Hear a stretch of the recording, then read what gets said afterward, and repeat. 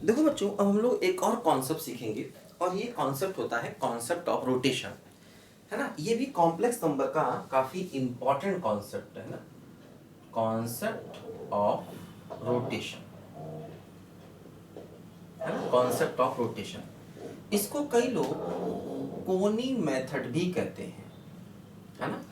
बहुत से लोग इसको कोनी मेथड भी कहते हैं और ये होता है कॉन्सेप्ट ऑफ रोटेशन। देखो ध्यान दो, जैसे कि मान लो हमारे पास ये हमारा कॉम्प्लेक्स प्लेन है, ठीक है। मान लो यहाँ पर एक पॉइंट Z1 है और एक पॉइंट ये Z2 है। तो अगर मैं Z1 से Z2 की तरफ जाऊंगा तो ये हो जाएगा Z2 माइनस Z1, ठीक है। मान लो यहाँ पर दूसरा पॉइंट Z3 है, तो ये कॉम्प्लेक्स नंबर क्या होगा, देखो ये होगा Z3 माइनस Z1, ठीक है। अब देखो क्या होगा, जैसे कि मैंने मान लिया इसको पीछे बढ़ाया और इसका एंगल θ1 था, इसको पीछे बढ़ाया और इसका एंगल θ2 था, और मान लीजिए ये एंगल थीटा है ना। तो अब देखो अगर ये एंगल थीटा है तो ये भी थीटा होगा। तो क्या मैं ऐसा लिख सकता हूं कि θ2 बराबर थीटा प्लस θ1 या थीटा बराबर θ2 माइनस θ1, बोलो ऐसा मैं लिख सकता हूं। क्योंकि देखो ये एंगल थीटा है तो ये भी थीटा होगा और ये θ2 है, तो θ2 हो जाएगा थीटा प्लस θ1 के बराबर, है ना। देखो अब जैसे ये जो देखो मैंने बताया था आपको कॉम्प्लेक्स नंबर को ऐसे लिख सकते हैं, z बराबर r ब्रैकेट में cos थीटा प्लस आई साइन थीटा, या इसी को ऐसे लिख सकते हैं r e की power i theta. Complex number को हमेशा हम ऐसे लिख सकते हैं ना, इसे कहते हैं पोलर फॉर्म, इसे कहते हैं यूलर्स फॉर्म, मैंने बताया था आपको। देखो अब जैसे ये जो कॉम्प्लेक्स नंबर है कौन सा, Z2 माइनस Z1, ये क्या हो गया इक्वल टू r, r का मतलब इसका मॉडुलस, तो modulus of Z2 minus Z1 into क्या हो गया, देखो इसका एंगल कितना है θ1, तो ये हो गया cos θ1 plus i times sin θ1, तो मतलब Z2 माइनस Z1 हो गया mod of Z2 minus Z1 e की पावर i θ1। इसी प्रकार देखो ये कॉम्प्लेक्स नंबर क्या है बोलो, ये है Z3 माइनस Z1, तो ये हो गया mod of Z3 minus Z1 और इसका एंगल θ2 है, तो हो गया cos θ2 plus i times sin θ2, तो देखो Z3 माइनस Z1 हो गया mod of Z3 minus Z1 into e की पावर i θ2, है ना। देखो ऐसे यहाँ पर ये आ गया। अब देखो ध्यान दो, है ना, क्योंकि ये देखो कॉम्प्लेक्स नंबर का मतलब z equal to r, r मतलब mod z into cos theta plus i times sine theta. Theta क्या होता है, थीटा होता है उस कॉम्प्लेक्स नंबर का रियल एक्सिस से एंगल, क्योंकि देखो ये कॉम्प्लेक्स नंबर है, इसका रियल एक्सिस से एंगल θ1 है, ये कॉम्प्लेक्स नंबर है, इसका रियल एक्सिस से एंगल क्या है बोलो θ2, तो ये इनके आर्गुमेंट हो जाएंगे। देखो ध्यान दो, अब जैसे अगर मैं मान लीजिए यहाँ पर इसको इससे डिवाइड कर दूं तो देखो क्या हो जाएगा, Z3 minus Z1 upon Z2 minus Z1, इसको इससे डिवाइड कर दें, इधर क्या होगा mod of Z3 minus Z1 mod of Z2 minus Z1, और देखो ऊपर हो गया e की पावर i θ2, नीचे हो गया e की पावर i θ1, है ना।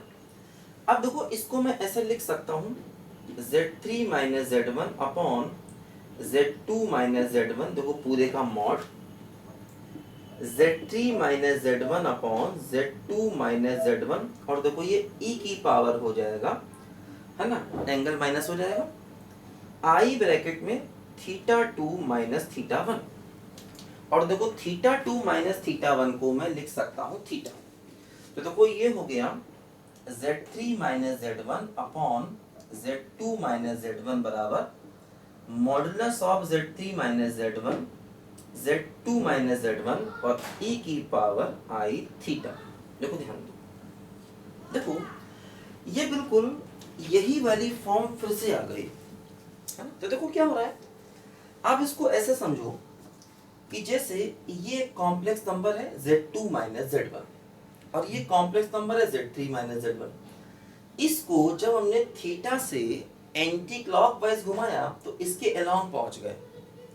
जब हमने इसको थीटा से एंटी क्लॉकवाइज घुमाया तो इसके अलोंग पहुंच गए। तो जहां पहुंचे वो कॉम्प्लेक्स नंबर ऊपर और जिसे घुमाया वो कॉम्प्लेक्स नंबर नीचे, और राइट साइड में इसी का magnitude z3 minus z1 z2 minus z1 और इनटू ये एंगल थीटा है तो e की पावर i थीटा, ध्यान दीजिए है ना ऐसे, ठीक है। तो इस कॉम्प्लेक्स नंबर को थीटा एंगल से एंटी क्लॉकवाइज घुमाने पर हम इसके अलोंग पहुंच गए। इसे थीटा एंगल से एंटी क्लॉकवाइज घुमाए इधर पहुंच गए, मतलब एग्जैक्टली इसके ऊपर नहीं पहुंच गए। मतलब ये मत समझना कि Z2 पॉइंट यहां पर आ जाएगा। Z2 पॉइंट यहां पर तब आएगा जब इन दोनों के मॉडुलस बराबर होंगे, और मैं ऐसा नहीं कह रहा हूं कि इन दोनों के मॉडुलस आपस में बराबर है, मैं ऐसा नहीं कह रहा हूं। हाँ, ये Z2 इसके अलाउंग कहीं आ जाएगा इधर, तो इसे घुमाया यहां पहुंच गए, तो जहां पहुंचे वो ऊपर, इसे घुमाया वो नीचे, राइट साइड पे इन्हीं का मॉडुलस और एंगल थीटा है तो e की पावर i थीटा।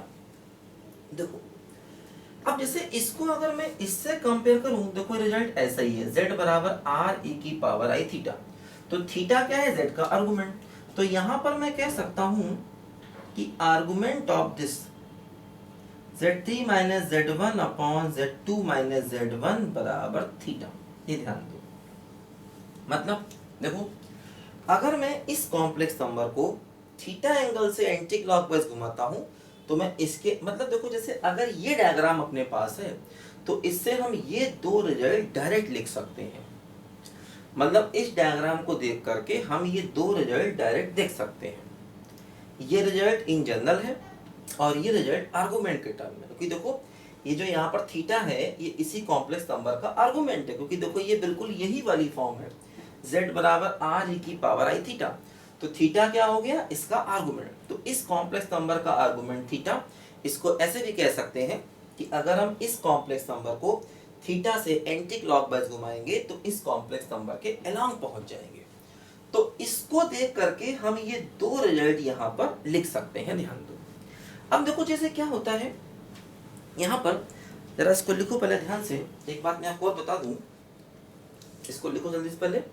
देखो जैसे हम लोगों ने आर्गुमेंट की प्रॉपर्टीज पढ़ी थी है ना, तो आर्गुमेंट की एक दो प्रॉपर्टीज ऐसी होती है जिनका यहाँ पर थोड़ा हम एप्लीकेशन देखो कर सकते हैं।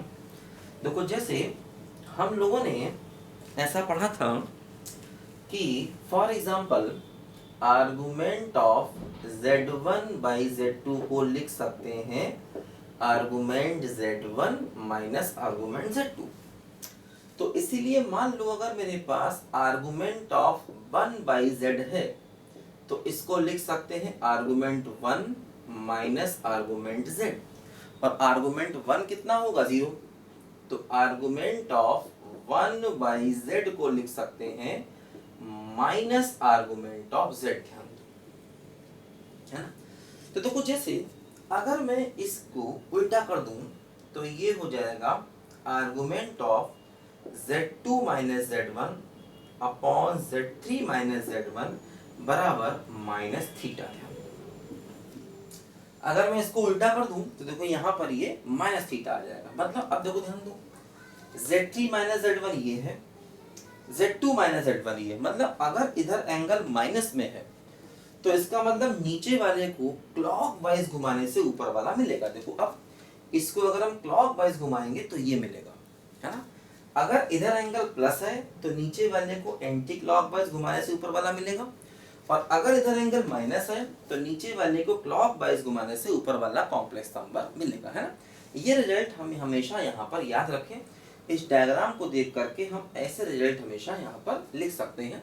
इसी को हम कॉन्सेप्ट ऑफ रोटेशन या इसी को हम कोनी मेथड भी कहते हैं। इसको लिखो जरा बच्चों ध्यान से पहले।